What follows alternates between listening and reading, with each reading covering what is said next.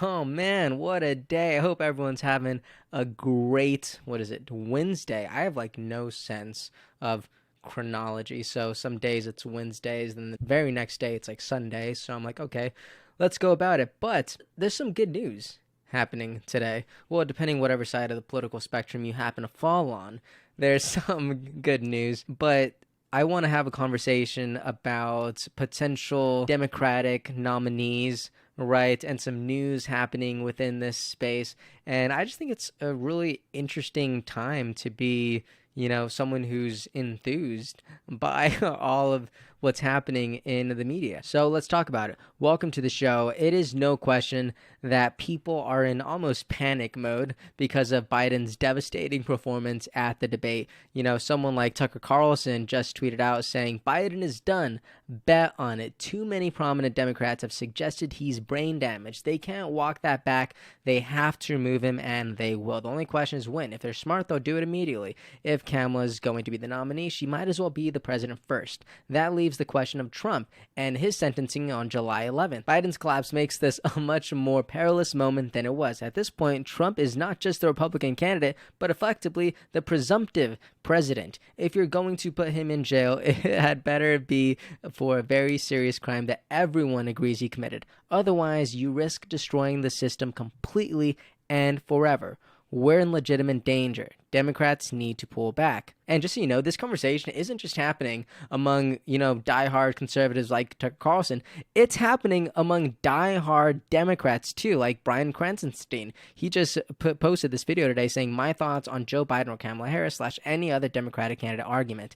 If anyone with their campaign is listening, this is how the majority of Democratic voters feel, even though many are afraid to say it publicly. He even goes on to say, I'm not saying this because I don't like Biden or think he was not a success. I'm saying it because we cannot risk Trump winning another 4 years, nor Biden ruining his legacy. Also, just so you know, no one loves Joe Biden more than Brian and his brother. It is absurd, but that is just where we are right now. Also, this show isn't just for people who are on the right or people who are on the left. This show is for humanity.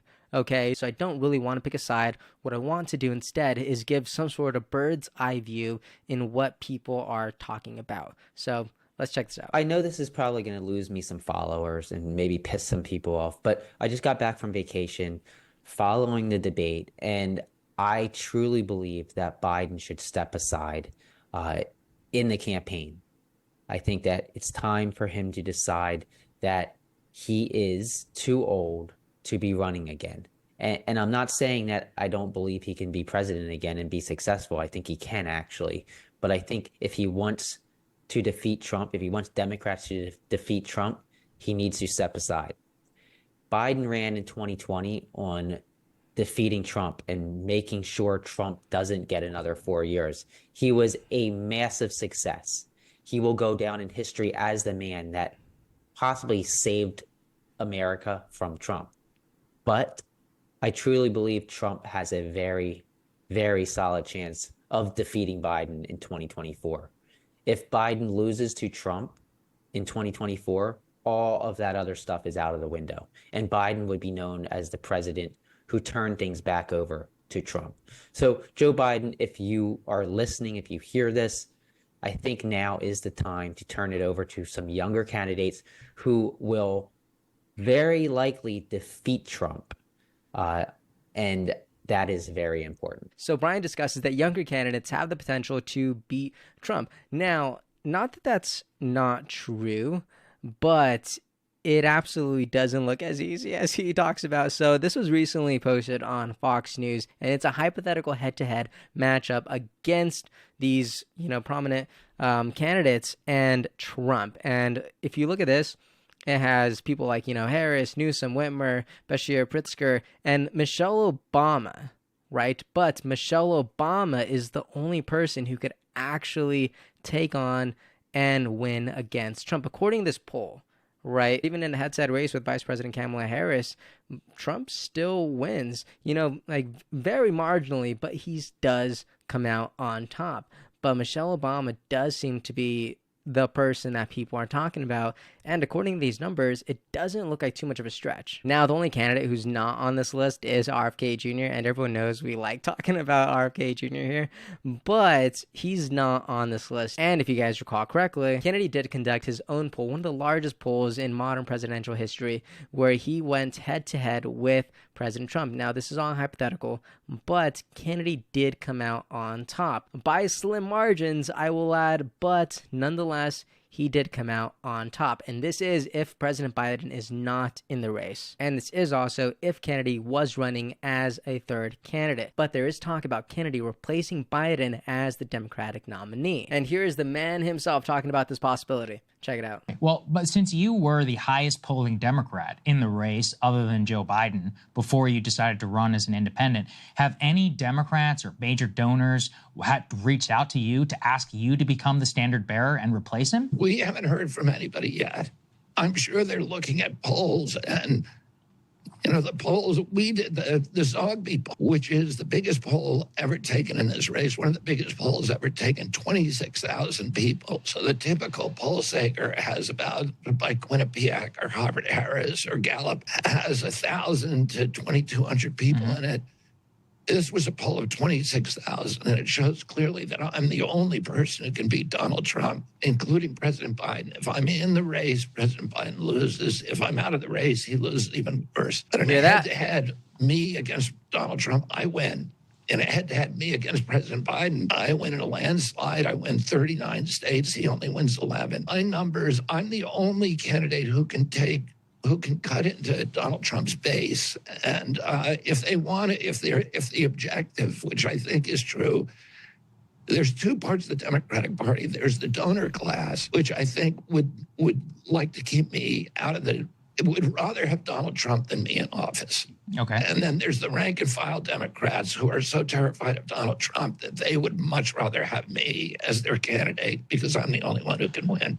Is it something you would even consider, Bobby, at this point? You've run as an independent. You've picked your vice president. Would you even consider running for the nomination at the DNC if they were offered it to you? I think that because me running as an independent is going to cut away from votes, but the Democratic and Republican parties. So the clearest path for me to the White House is through the Democratic Party. I don't have to do that, but I think that would be probably the best choice for everybody, and it's certainly something that I would consider. There you have it. It is certainly something that I would consider. It's the easiest way to the White House. Now, he did talk about how there's, the powers that be would probably want Trump in the White House before they want him, but then obviously there's other variables. And speaking of other variables, look at what happened today. The Democratic Party and Joe Biden has sent out these emails. The Democratic Party says Joe Biden is in. Democrats. A short while ago, President Biden and Vice President Harris got on a campaign all-staff call and ended any speculation by the pundits about his future. He's staying in. He is the leader of the Democratic Party. If we're with him, not only is he going to win, but we are going to elect Democrats up and down the ballot this fall. And Biden's email didn't sugarcoat anything else. Right at the top, it says, I'm running. Alex, I know the past few days have been tough. I'm sure you're getting a lot of questions. I'm sure many of you have questions as well. So let me say this as clearly and simply as I can. I'm running. I'm the Democratic Party's nominee. No one is pushing me out. I'm not leaving. I'm in this race to the end, and we are going to win this election. And then he goes on to ask for money. Now, the obvious question is, why is he doing this? I don't know. Time after time, including the New York Times, is discussing that Biden can't win. Look at this. The headline is Trump widens lead after Biden's debate debacle. Times and Siena poll finds. So in this poll, the question is, if the 2024 presidential election were held today, who would you vote for if the candidates were Biden, Trump? And 49% of people were saying Trump, and Biden got 41%. not great. And when a similar question, including Robert F. Kennedy Jr., was proposed, Joe Biden got 33%, Trump got 40%, and RFK Jr. got 10%. Stein at 2%, West at less than 0.5%, and so on and so forth. And check this out. When the question is, do you think Joe Biden should remain the Democratic Party's nominee for president, or should there be a different Democratic nominee for president? 60% of people were saying that there should be a different nominee. That's wild. Only 31% were saying Joe Biden should remain the nominee. Of course he can, which is just absolutely wild. And when they were asked, how well do you think President Biden did in the presidential debate, 57% of people said not well at all. 60% of people are saying Donald Trump did better in the debate. 22% are sticking with Biden. 53% of people agree with the statement saying Joe Biden is just too old to be an effective president. It is clear as day right now. Are you kidding me? And when the same question is asked about Trump, only 22% of people agree. And obviously, because age is such a pressing issue, another question was, thinking again about Joe Biden's age, which of the following statements comes closer to your view, even if neither is exactly right? The top response is Joe Biden's age is such a problem that he is not capable of handling the job of president. So after that deep dive on those polls, in my mind, there's really only a handful of figures who are actually capable of taking on Trump and winning this race. We saw that Michelle Obama is one of them, and we also saw that RFK Jr. is one of them. What I would love to know is what your thoughts are on this. What is your perspective on these figures? I know you guys like RFK Jr. a lot, but I'm wondering what you guys feel about Michelle Obama, because a lot of people really like her and they see her with a lot of potential in this race. So I would love to know your thoughts on that. Give me your takes, give me your comments, your perspective. Someone even sent me an email the other day letting me know how they feel, and I thought it was great. Hey everyone, thank you so much for watching and listening. I appreciate your time so much, and I really hope you enjoyed this episode. If you'd like to support what we're building here, please like and subscribe. It means a lot and it really helps us out. And if you want to see even more content from me, make sure to follow me on Instagram. I'm going to be sharing a lot more on there. Thank you so much. Have a great day, and I'll see you next time.